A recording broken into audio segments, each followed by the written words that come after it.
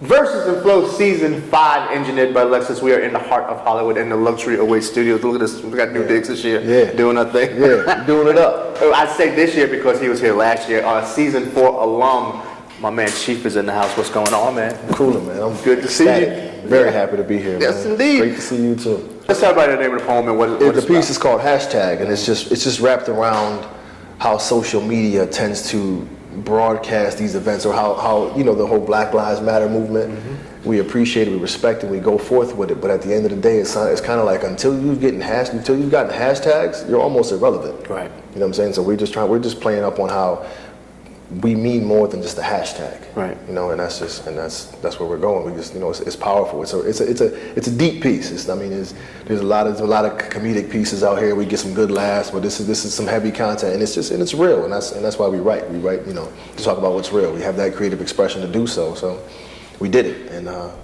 we met. It was crazy because I met these guys last year here, and we've been chopping it up ever since. Like I sat in and watched the shows for the past couple of nights and just was like blown away by what's been going on. So you will be excited to see these episodes coming up, for real. Hashtag, that's what we're doing tonight. Yeah. You have a web poem as well, though. I do. I have a web poem. It's called Light Skin Boy. And this one's is very personal to me. It's I recently had a son. Mm-hmm. My son is he's 1, and he's very, very light skinned. He looks like a little white boy. Mm-hmm. And I can raise my son, and I will raise my son to be the best man he possibly can be. But there are components that go through me that just make me a little insecure, and like society sees color. And it's unfortunate that they do, so I have to prepare him for that, but I don't know how to, because I don't know what little white boys go through when they grow up. You know, he's going to experience some level of racism, but it won't be the same thing I've faced. Right. So it's difficult. It's something it's internal for me. And a line in the poem says, "My friends say I've created this issue, and society doesn't care." It's not true.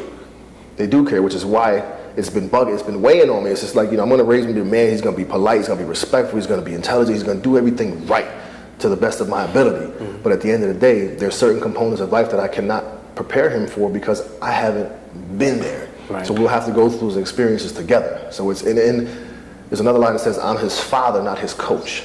You know, when people oftentimes see, you know, a black man with a young white boy, they say white boys are only delivered into the hands of black men when there's a chance of athletic promise. Mm-hmm.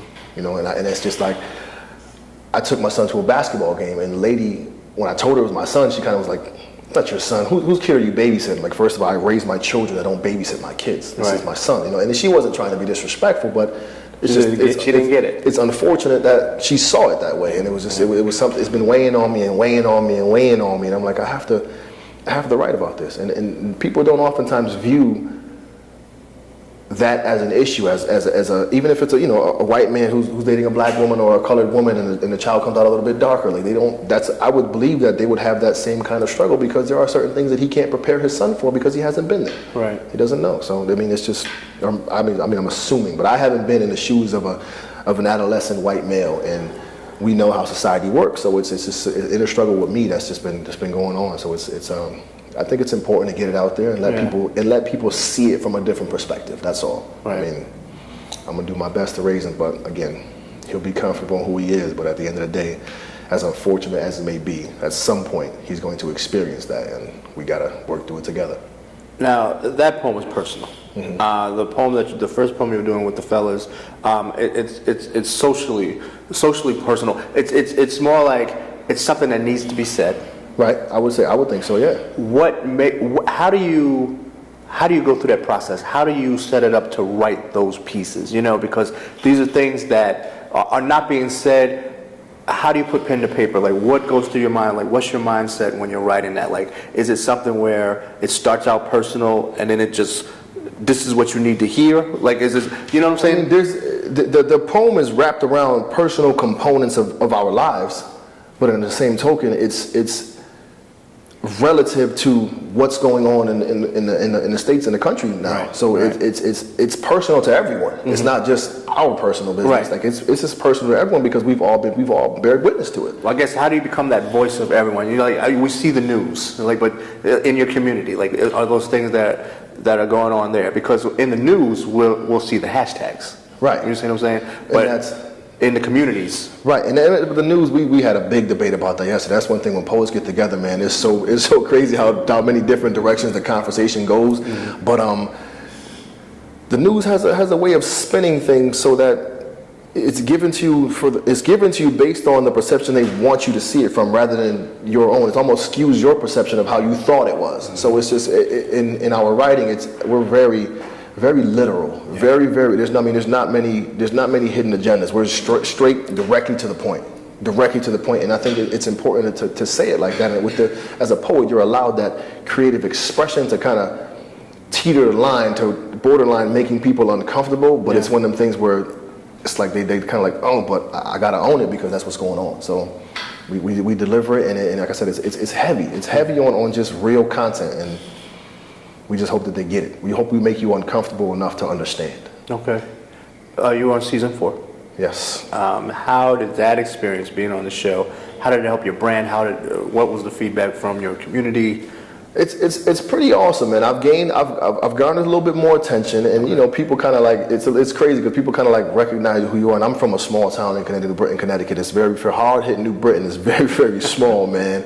But it's kind of cool because I work at a high school. So when my school publicizes and they put it all out, and the kids will see it and they'll go on the links, and it's genuinely like it's giving kids hope. Mm-hmm. I mean, in high school you got so many kids who write. Like we took a field trip of kids to go see me perform one day, like 27 buses of kids. Okay. And the next day I had like 180 poems on my desk from some of the hardest kids in the school. Like, Mr. I write, Mr. I write, Mr. I write. Because in high school you're teased. The males at least are teased for being poets, for wanting to express themselves. Yep. And then when they have someone who's from where they're from, who's done what they've done and seen what they've seen, being successful or pursuing their dreams, it gives them something to look forward to, man. And I can't tell you what Verses and Flow has done for my students, for my community, in terms of like me being the one who made it per se. And I mean, it's just a matter of pursuing my passion, sticking to my guns. I love writing, I love reading, I'm a poet, I enjoy that, so I pursued that, and I wouldn't let anyone tell me no. And when the kids see that,